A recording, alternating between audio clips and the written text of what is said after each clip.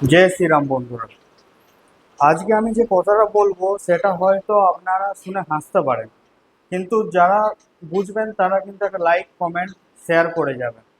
এখনকার দিনে যে 17 থেকে 21 বছর বয়সটা, ওটা কিন্তু খুব সঞ্জীবনী বয়সের মতো বলতে পারেন। যেমন অনেকে এই সময়ে নিজের ক্যারিয়ারকে ফোকাস না করে অনেক কিছু ভাবে যে এইদিকে যাব বা এটা করব, বা নিজের কিছু আলাদা কিছু ক্যারিয়ার না ভেবে অনেক রকম কিছু ভাবতে শুরু করে।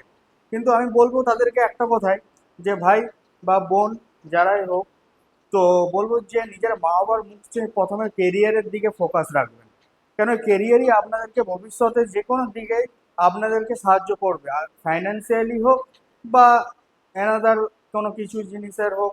আপনাদের কেরিয়ারটাকে প্রথমে বেশি প্রাধান্য দিতে হবে। বন্ধু বান্ধব এখনকার দিনে সেরকম ভালো কিছু হয় না, কে অত ভালো বন্ধু বান্ধব হয় না।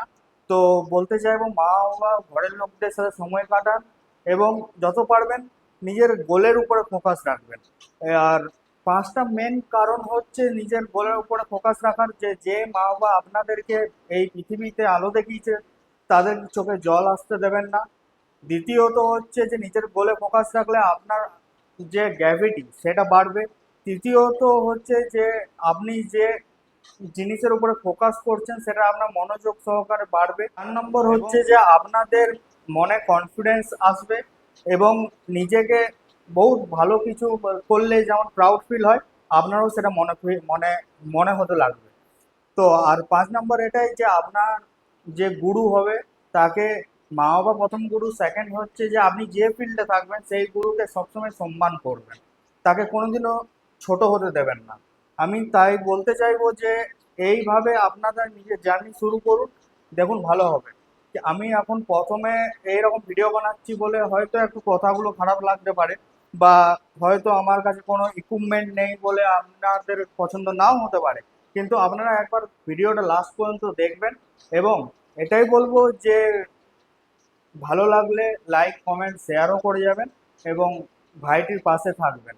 আর একটা কথা বন্ধুরা, যে আমি যে ভুলগুলো করেছি লাইফে সেগুলো আমি নেক্সট পার্টে বলবো। তো প্লিজ চ্যানেলটিকে সাবস্ক্রাইব করবেন, এবং আমি চাইবো আমার মতো ভুল যেন কেউ না করতে হয়, এবং সেই রকম পরিস্থিতিও যাতে না পড়তে হয়। আজকে আমি কিছু হই না হই, এই কদিনে বজরংবলী, প্রভু শ্রীরাম এনাদের আশীর্বাদে আমার মনে হয় যে আমি একটু হলেও ভালো হয়ে গেছি। খারাপ বলতে কিছু না, কিন্তু নিজের মনের কাছে যে আমি ভালো হচ্ছি সেটা মানে পাওয়া খুব দুর্লভ ব্যাপার। তার জন্য আমি আশা করি যে আমার মনের কাছে এত মনে একটা যে জোর, সেটা ভগবান মা বাবার আশীর্বাদ ছাড়া কেউ দিতে পারবে না।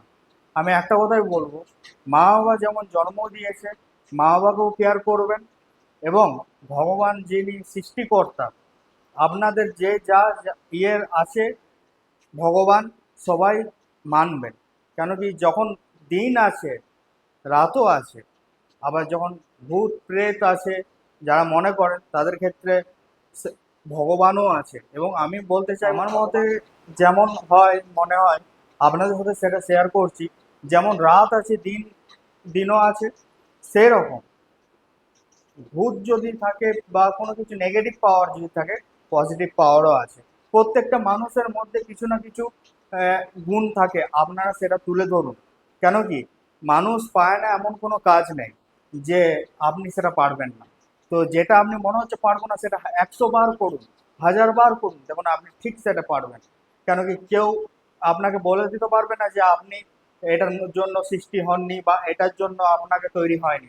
উপরওয়ালা জানে যে ও কতটা মেহনত করছে, কতটা পরিশ্রম করছে, তাকে সেইভাবে ফল দেয়। ধন্যবাদ।